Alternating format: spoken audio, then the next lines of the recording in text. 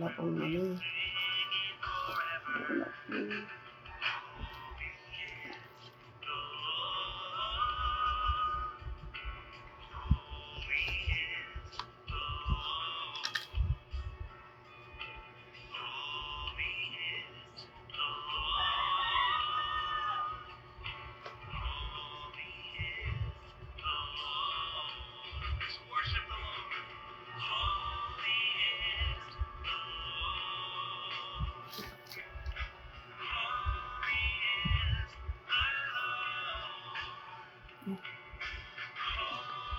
Wala pong ano.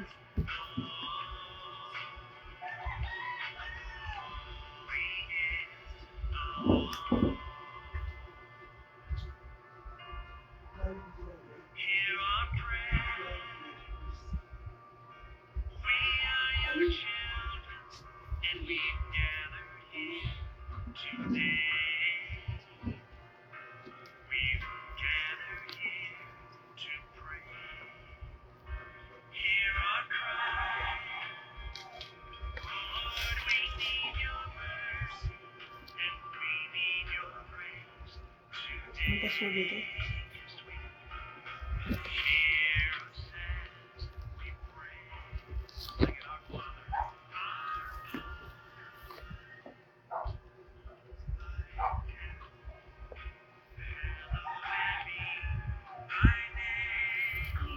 Sige, pwede mo start siguro.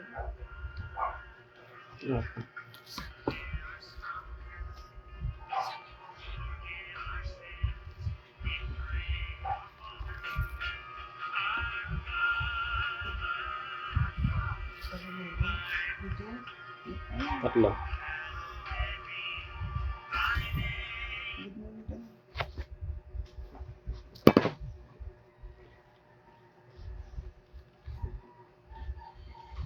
Magandang umaga po sa bawat isa.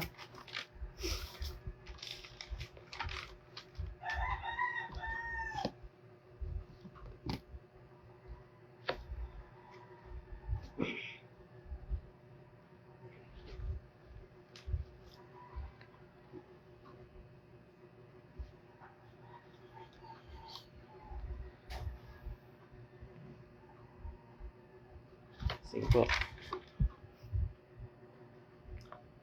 Tayo po ay sisimula sa ating gawain sa pag-aaral ng salita ng Diyos. Ako po si Brother Perdy mula po sa Kinabuogan Door of Faith, under po ng District 8 sa pangunguna po ng Pastor Pedro Gondareneos. Ngayon po tayo po ay manalangin. Hallelujah. Hallelujah. Aming Ama Diyos na sa langit, makapangyarihan sa lahat, pinupuri namin kayo sa umagang ito, Panginoon. Dalangin po namin ang iyong pagsama ng iyong Banal Espiritu, Panginoon. Ang pagkilos niyo, Panginoon, sa aming pag-aaral na ito, Panginoon, maging pagpapala ito sa amin, Panginoon, at patuloy magtagumpay kayo sa aming mga buhay, Panginoon, paglilingkod, O Diyos. Ang lahat ng aming maririnig at mababasa, Panginoon, ay manggagaling sa inyo, Panginoon. Mataas kayo, maitaas namin kayo, maluwalhati namin kayo sa oras na ito, Panginoon. Ang aming pag-aaralan sa oras na ito, Panginoon, aming pagbubulayan sa oras na ito, Panginoon, ay inaasahan namin ang iyong gabay at biyaya, Panginoon, ang iyong habag sa amin, Panginoon. Pinupuri namin kayo, Panginoon, sa oras na ito. Ito po aming dalangin, pasasalamat sa pangalan ng Panginoong Hesus. Amen. Sa pong mapagpalang umaga sa bawat isa, mga kapatid. Ngayon po tayo po ay magsisimula sa ating pag-aaral. Ang pamagat po ng ating pagbubulayan ngayong araw ay ang pagtutulungan sa paglilingkod. Makipagbukas po kayo sa Gawa 14:21 hanggang 22. Sabi po dito sa Gawa 14:21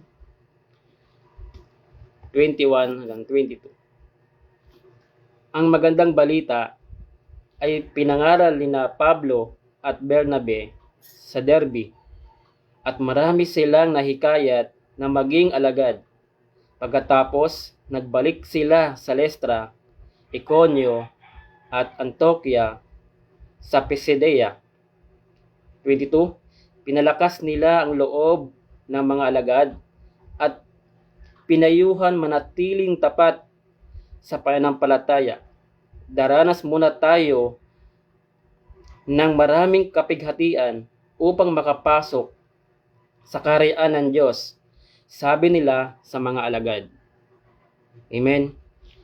Nakita po natin si Apostol Pablo ay nangangaral ng mabuting balita at si Bernabe, kasama niya si Bernabe, sila nagtutulungan para ibahagi ang mabuting balita sa mga tao. At doon sa mga naglilingkod na, pinapayuhan nila na manatiling tapat sa pananampalataya. Ang mga naglilingkod sa Diyos ay nakakaranas ng iba't ibang pagsubok, pagtitiis, kalungkutan, kahirapan. Ngunit meron itong magandang bunga para sa atin, ang makapasok sa kaharian ng Diyos. Ganun po yung bunga ng ating paglilingkod. Merong magandang bunga, tayo ay makakapasok sa kaharian ng Diyos. Si Apostol Pablo, hinirang ng Diyos na ipangaral ang mabuting balita, ay meron siyang katangian, lakas ng loob, na ibahagi ang salita ng Diyos. Kaya nagtatagumpay siya, at dumarami yung mga mananampalataya, yung mga naglilingkod, yung mga alagad, at sa tulong ng Diyos, nagtatagumpay sila. Sinasamahan sila ng Diyos sa kanilang pangangaral ng salita ng Diyos. Kaya dumarami ang nagiging alagad. At para sa mga naglilingkod naman, bumabalik si Apostol Pablo doon sa mga lugar na puntahan nila. At sinasabi nilang manatiling tapat sa kanilang pananampalataya. Kasi alam ni Apostol Pablo, ang Diyos ay makapangyarihan. Diyos ay tutulong sa kanila. Diyos ay hindi nagbabago sa kanyang mga pangako. Kaya pinapangaral ni Apostol Pablo sa mga paalala ni Apostol Pablo sa mga naglilingkod na manatiling tapat sa kanilang pananampalataya. At hindi sila pababayaan ng Diyos. Yun po yung pangangaral ni Apostol Pablo. Meron nga po siyang binanggit din sa unang Korinto 2,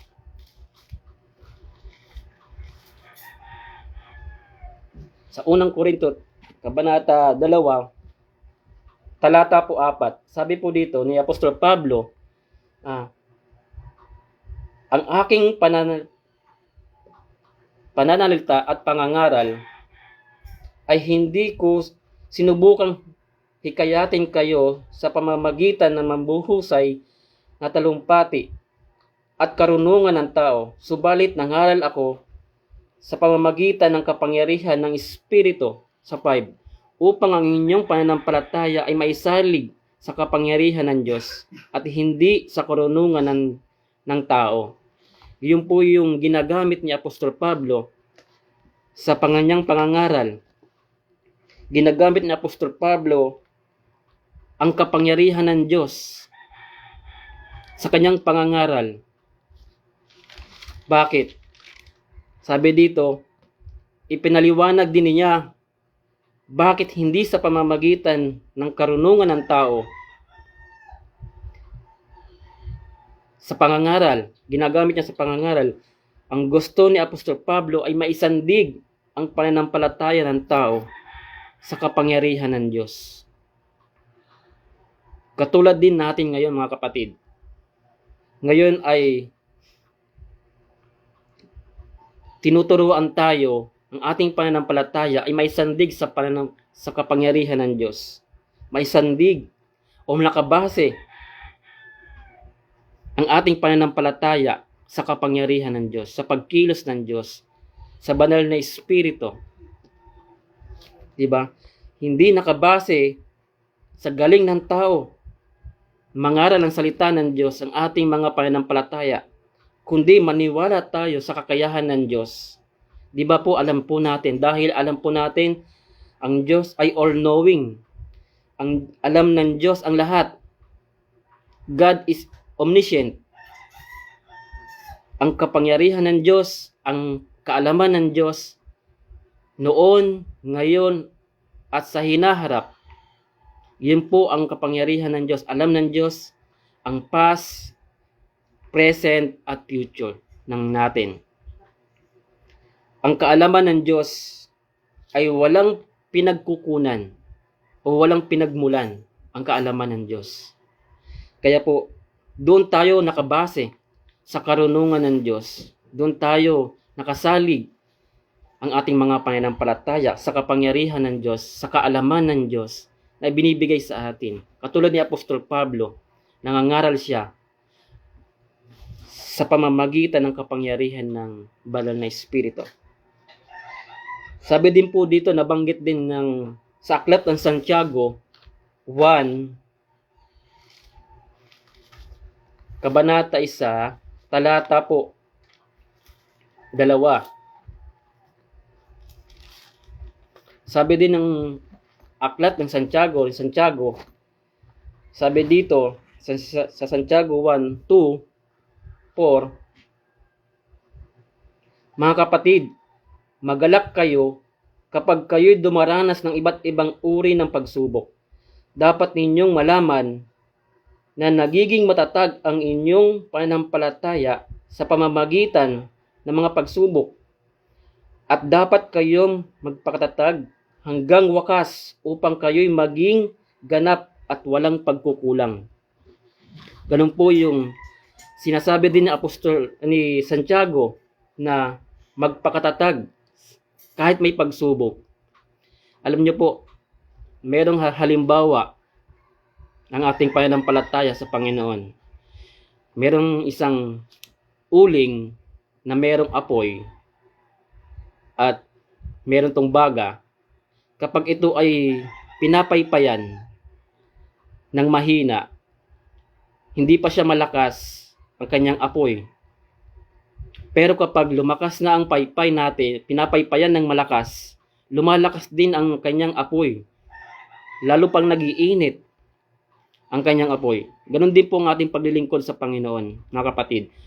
Kapag tayo naglilingkod sa Panginoon at nakakaranas tayo, nararanasan natin ang hangin, mga pagsubok, halimbawa ng pagsubok, kahirapan, pagtitiis, lalo tayong nagiinit sa paglilingkod. Ganun po tayo, mga kapatid. Nagtutulungan tayo para ang ating paglilingkod ay maging maayos sa harapan ng Panginoon. Ganun din po ang ginagawa ni Apostol Pablo. Pinapangaral niya sa mga nag-alagad na manatiling tapat sa kanilang paglilingkod. Manatilis sa kanilang pananampalataya sa Panginoon. Diba? Nabanggit din po ni Apostol Santiago na kahit ibang uri ng pagsubok, ngunit mayroon layunin din na magkaroon tayo ng kagalakan sa gitna ng ating nararanasan sa paglilingkod. Meron tayong kagalakan sa ating puso na hindi kayang unawain ng tao. Ganun po yung paglilingkod natin sa Panginoon, mga kapatid. Kung magagawa natin ang para sa Panginoon at ginagawa natin ang mga bagay na nakakalugod at naluluwalhati ang Panginoon, hindi tayo magkukulang. At tayo magiging ganap, tunay na mga anak ng Diyos. Nakikita ng Diyos ang ating kalagayan, mga kapatid. Ang nararamdaman natin, ang karamdaman natin o wala, meron tayong karamdaman o wala. Merong kaguluhan o kaayusan. Merong pagtatagumpay o hindi. Hindi tayo nakakaranas. Ang gagawin ng Diyos ay sasamahan tayo. Hindi man tayo nagtatagumpay, pero sasamahan tayo ng Diyos. May karamdaman man tayo o wala, sasamahan tayo ng Diyos. Nagtatagumpay man tayo o wala, sasamahan tayo ng Diyos. Dahil ang Diyos ay tapat, ang Diyos ay makatwiran, ang Diyos ay makapangyarihan. Amen po ba? Ang isang lingkod ng Panginoon ay nabubuhay sa salita ng Diyos. Amen? Ang isang lingkod ng Panginoon ay nabubuhay sa salita ng Diyos. Mula sa paggising sa umaga hanggang sa pagtulog sa gabi, ang laman ng isip at puso ay ang kalooban ng Diyos, ng isang lingkod. Amen? Ganun po tayo mga kapatid. Dapat natin malaman at maunawaan ang buhay natin na nakalaan sa paglilingkod ay gagamitin ng Panginoon sa kanyang layunin na ibahagi ang salita ng Diyos sa mga tao. Ganun din po ang buhay na Apostol Pablo at ng mga naglilingkod sa kanya, ng mga lahat ng alagad. Ang naunawaan nila, ang buhay nila ay nakalaan sa paglilingkod. Maging handa tayo sa pagbabalik ng ating Panginoon. At ayaw ng Diyos, ayaw ng Panginoon na masayang ating paglilingkod. Amen. Ang sabi nga po naalala ko po, sabi ng Pastor Joseph, napakaganda ng langit, babalikan niya ang mga seryoso at hindi sa mga hindi seryoso. Amen po ba? Ganun po yung babalikan ng Diyos sa mga seryoso, naglilingkod. At lagi po nating tandaan, ang paglilingkod po talaga ay meron mga tayong naranasan ng mga iba't ibang pagsubok. Ano man ang ating kalagayan sa buhay, ay sasamahan tayo ng Diyos. Magtutulungan tayo mga magkakapatid, tutulungan tayo, palakasin ang ang loob para hindi tayo madala ng mga pagsubok. Hindi tayo mapapatigil dahil sa mga pagsubok na ating naranasan. Sa Hebreo 12 verse 2, ito po yung huling talata.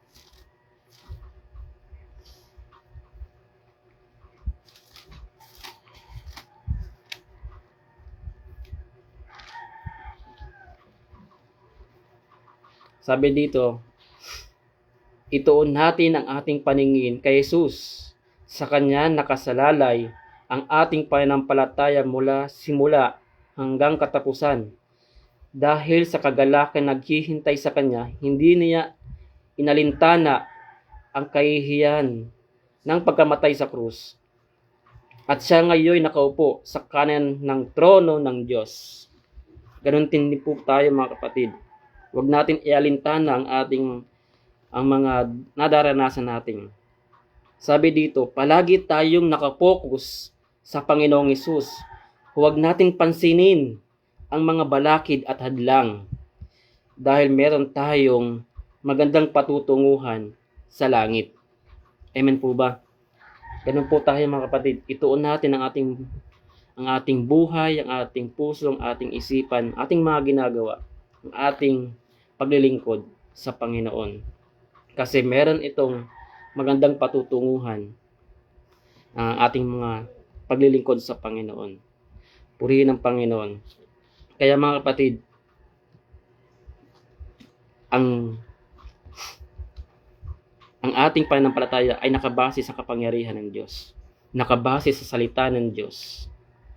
Nakabase sa kapangyarihan pagpuspos ng banal na Espiritu ang ating mga pananampalataya. Amen. Salamat sa Panginoon na makapagbahagi ng salita ng Panginoon sa atin, sa lahat ng makakapanood. Maraming salamat po sa mga kapatid natin. Ngayon po ay tayo ay makapaglilingkod sa Panginoon. Hindi tayo magkukulang sa Panginoon. Hindi tayo pababayaan ng Diyos. Kahit tayo ay nakakaranas ng iba't ibang pagsubok sa paglilingkod. Ang Diyos ay tapat. Ang Diyos ay makapangyarihan. Hindi siya nagbabago. Salamat po, tayo po ay ah, manalangin para sa ating pag-aaral ng salita ng Diyos. Hallelujah. Purihin kayo, Panginoon. Hallelujah. Aming Diyos, makapangyarihan sa lahat. Salamat po, Panginoon, sa oras na ito, O Diyos. Patuloy, Panginoon, malapit kami sa inyo. Ang bawat isa, Panginoon, na narito sa live, Panginoon, ay dinadalangin po namin ang bawat isa na magtulungan, Panginoon, sa pananampalataya at sa paglilingkod sa inyo, Panginoon.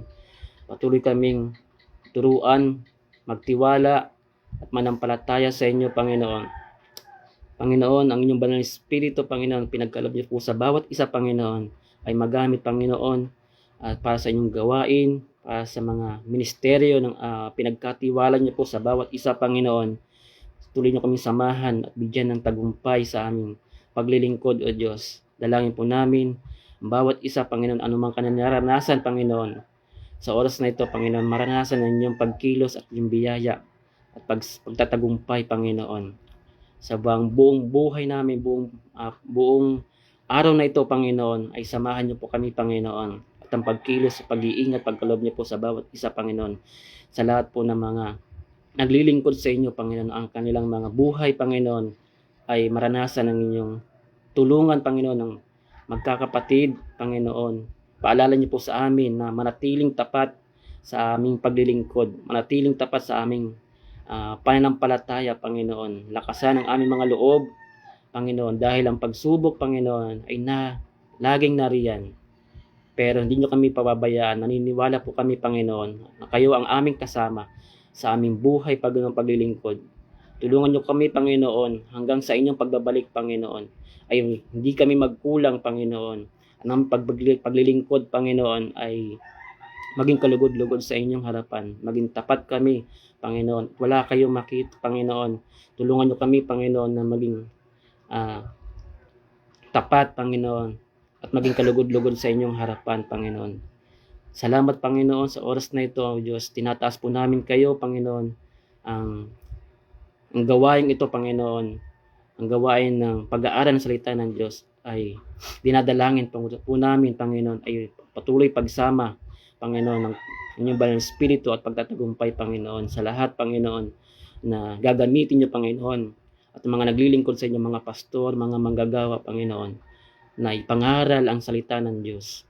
Bigyan niyo kami ng lakas ng loob, Panginoon. Huwag kaming matakot, Panginoon. Dalangin po namin at kahit anumang gawa ng kaaway, Panginoon, ay hindi kami mapapahinto, Panginoon. Dahil ang inyong kaloob ay makapangyarihan. Pinagkaloob niyo po sa amin ang banal na Espiritu, Panginoon. Salamat po, Ama. Salamat po sa banal na Espiritu. Ito po aming sama-samang panalangin. Pasasalamat sa tanging pangalan ng Panginoong Hesus, aming Panginoong tagapagligtas. Amen. Maraming salamat po, mga kapatid. God bless po. Purihin ang Panginoon.